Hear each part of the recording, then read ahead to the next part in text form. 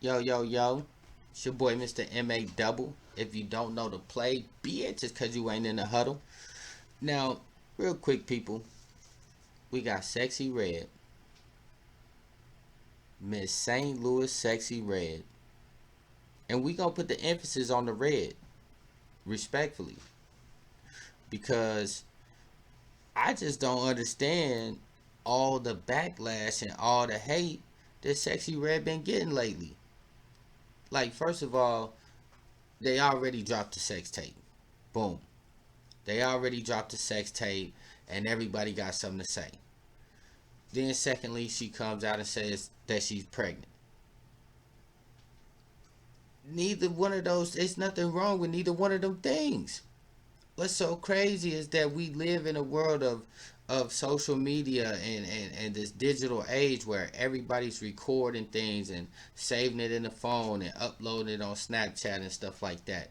And it just seemed like in a situation like this, Sexy Red's perspective could be either one, she dropped the sex tape to further her career, get the exposure, or two, it was some bum ass nigga who dropped the sex tape just to prove that he was the one breaking her back. Like it's only one of two options.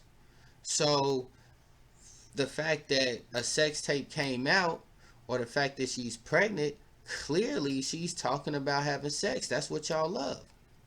She's talking about having sex. That's what y'all love. That's what y'all have grown to love Sexy Red for being real, talking about what how women in the streets really are. And we all know where a Sexy Red came from. She's a product of her environment. First of all, Sexy Red grew up in St. Louis. That's 4 hours from Kansas City. She grew up in St. Louis, where the homicide rate has been one of the top 10 cities for the last 5, 10 years. So you got those fathers who, leave the family. You got those uncles and cousins that's using drugs or selling drugs or robbing and stealing and, just out here hustling and just being a product of your environment, knowing that St. Louis is all dealing with all types of poverty, all types of hardships. So we know where Sexy Red came from. We know why Sexy Red rap and talk about the things that she talk about in her music. Because that's what she's seeing. These is the type of niggas that she dealing with.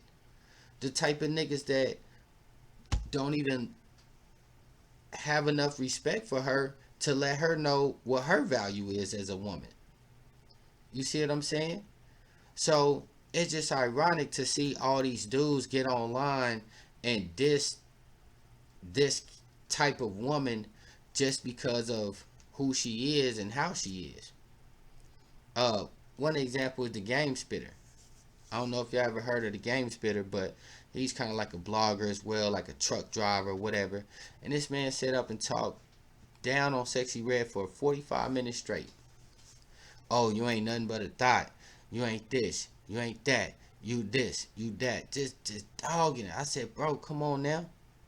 As a black man, when is it your job to talk down on a black woman?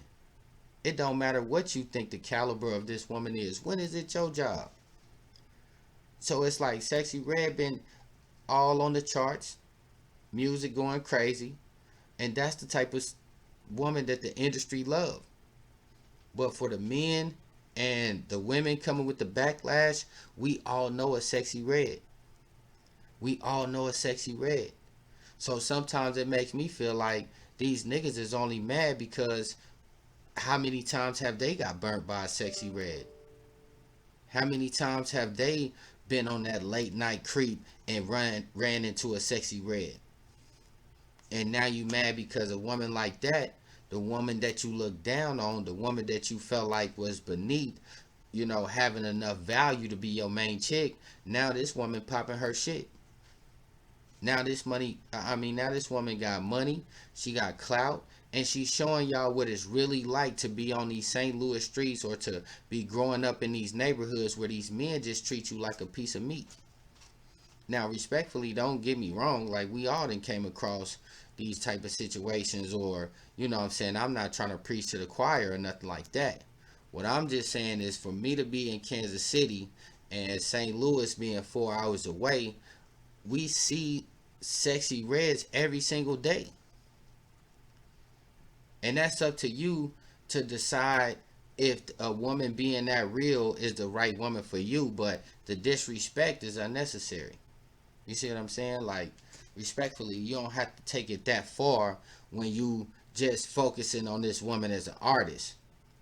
But what y'all doing is going into her personal life, worried about who she's sleeping with, worried about if her booty hole is brown. Y'all going to watch the sex tapes and all that stuff, watching her Twitter and all that. Just judge her based on the music. And she's found a niche where her music has gained her the fame and the type of riches to where she's relevant in everything that she does. So, but the disrespect, come on, fellas, y'all gotta chill on that. Grown ass men talking down on Sexy Red just for the content of your YouTube channel, that's crazy. You know what I'm saying? Show some respect. Judge her based on the music. Compare her to the Glorillas, the Lottos, the Nicki Minaj's and stuff like that. That's all it should be in a competition of women. But all this extra disrespect, nah, man. I'm from Kansas City, so I know what it's like growing up in an area where you see these type of women having to do whatever they can to get to this level, to try to get away from those type of niggas, to get away from that type of lifestyle. She telling y'all what she was trying to get away from. Just like Nelly, just like the Saint Lunatics. Y'all loved it when they did it.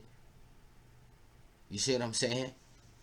But I don't know. That's just my take on it. I've been seeing a lot of hate towards Sexy Red all over the internet, and I'm like, at the end of the day, that's one of our own. And so y'all know where she came from. Y'all know that there's a Sexy Red in your family. There's a Sexy Red that you work with, and you don't talk to her like that. You don't disrespect her. So just save that energy for your real oppressor, and not to be trying to shit on this young woman who trying to get out the hood and get to a point where she can show women the difference between what she was and who she is. You know what I'm saying? In order to grow somewhere, you gotta go somewhere. That's all it is to it. It's your boy Mr. M.A. Double. If you don't know the play, bitch, it's cause you ain't in the huddle. What?